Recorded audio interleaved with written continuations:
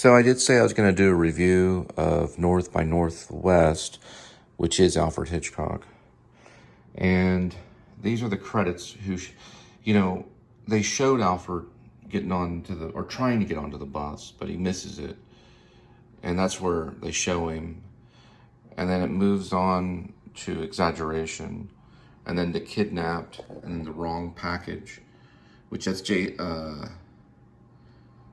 Mason right there. That's Mason.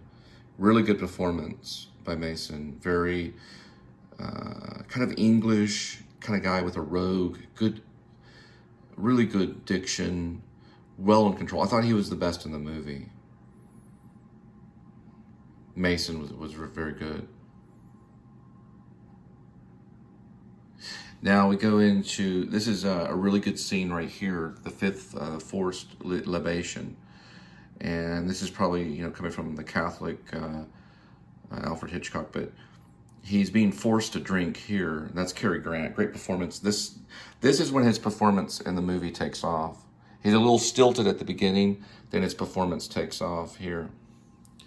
Drunk driving scene is very stylized. We see Alfred Hitchcock's style. He uses projectors front and back, and it's just amazing to see his style. Hitchcock's amazing. I'm gonna bring it down to, and you're gonna be able to tell where I fell asleep, because this is tough. Also, a very good scene with Cary Grant in custody.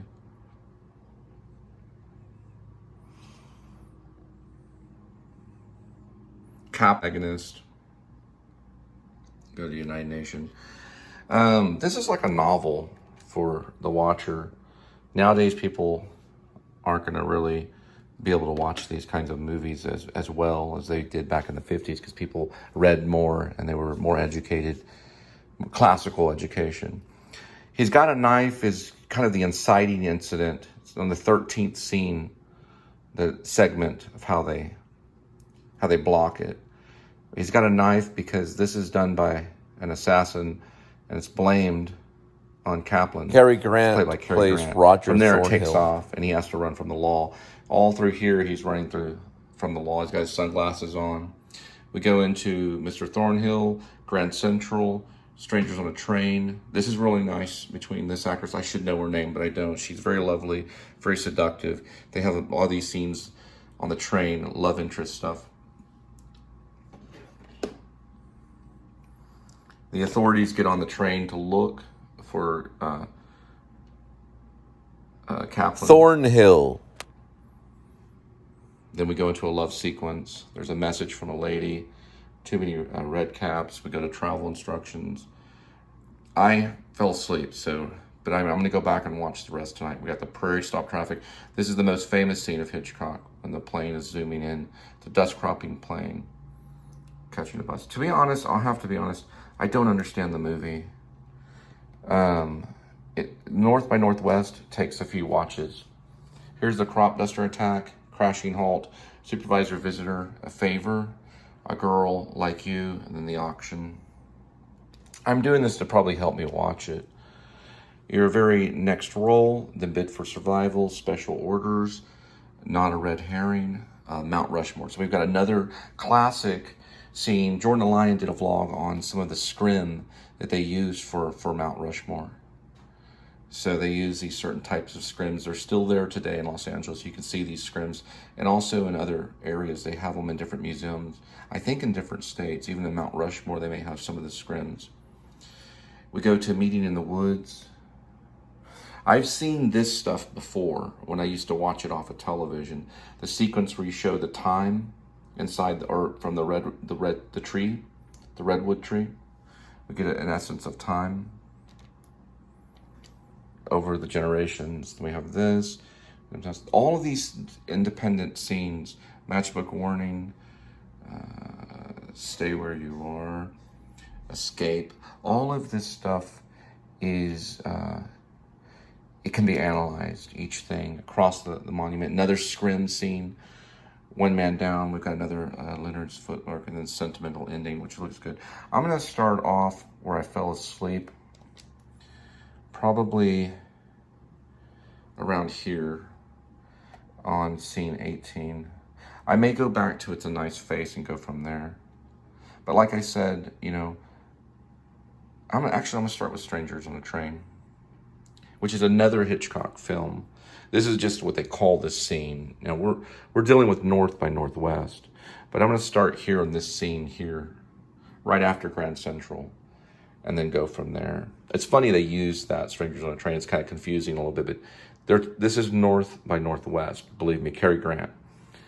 Here we go. And I'll talk about it later. All right, I jumped into the review a little early. Kaplan is actually James Mason. So he's the one that sets Cary Grant up. So the protagonist is Cary Grant. So I just wanted to get that straight for North by Northwest. All right, Kitty, be quiet. Don't interrupt. So what I've heard from scholars, especially about Hitchcock, he was also the master of creating anticipation. And North by Northwest is a great movie to learn about anticipation, especially the scene where the crop duster is introduced and Cary Grant has to wait at this bus stop. You can see the sign says bus stop right there. For a very, very long time, the shots are, it's very patient. It takes, you know, a tremendous amount of time between shots and to get to the action. And this is what Hitchcock excelled in and knew that it would work. So that's what made him genius. Other filmmakers, they just didn't have the patience to do this kind of stuff. And this is, you know, it could be the Roman Catholic in Alfred Hitchcock. It could just be, who knows what it is. But he sets the tone for anticipation, as well as being the master of suspense. So there's a difference between the two. He's not necessarily completely setting the tone for suspense as much as for anticipation. We anticipate something to happen. And in that anticipation, suspense arrives. I don't know what the screenplay looks like, but it took a while for this man to be dropped off by a car opposite side of the road to Cary Grant. This is kind of mimicked with Kit Carson in Paris, Texas. If you ever seen Paris, Texas, Kit Carson was one of the writers. My friend actually knew Kit Carson, and his dad was in charge of watching Kit Carson's car while he ran off to Hollywood to do Paris, Texas. Regardless, Kitty, I told you, quiet. I'm laying there like a little well. Okay. Regardless, this is a moment of anticipation too. Now, I led up to this because first, Kitty,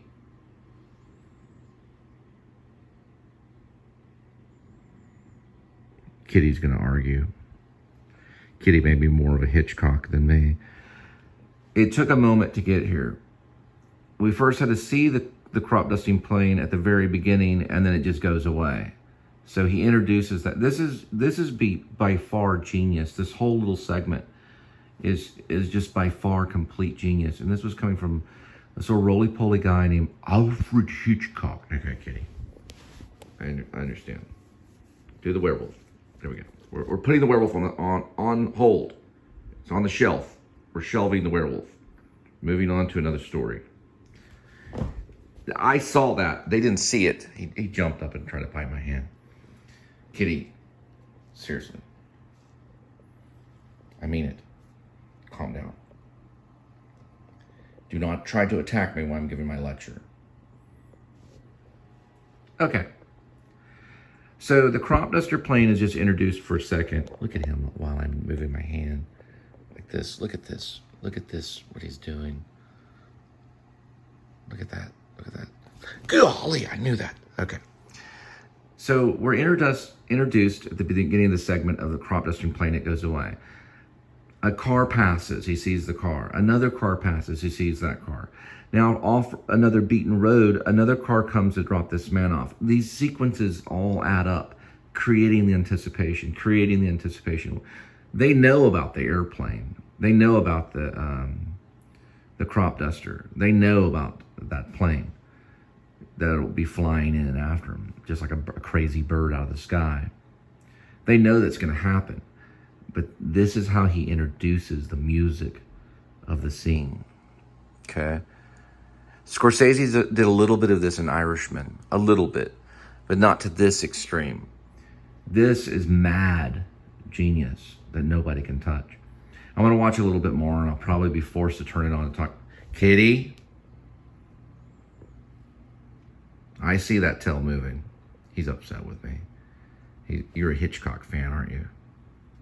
Ooh. Okay. I'll turn it on again and we'll talk more. I may upload this tonight. I don't know. Are you? I'm serious. I knew it. Okay, we're gonna have... Kitty gets in moods. He gets in these moods and he just wants the attention. We may have to do some laser cats. Okay. With the laser pointer. This could easily be, this is in every film school. Okay, unlike Bergman and maybe a few others, Hitchcock took things to very much the extreme.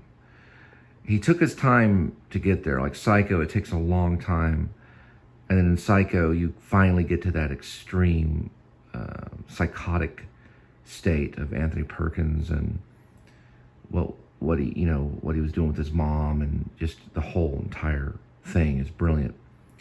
It takes a very long time to get to this plane, but this is the Jaws. This is the Steven Spielberg Jaws approaching. This is like the Red Baron coming out of the sky, shooting at Cary Grant, and it's heightened action. Even today, this is like the Mission Impossible. This is him going to an extreme level.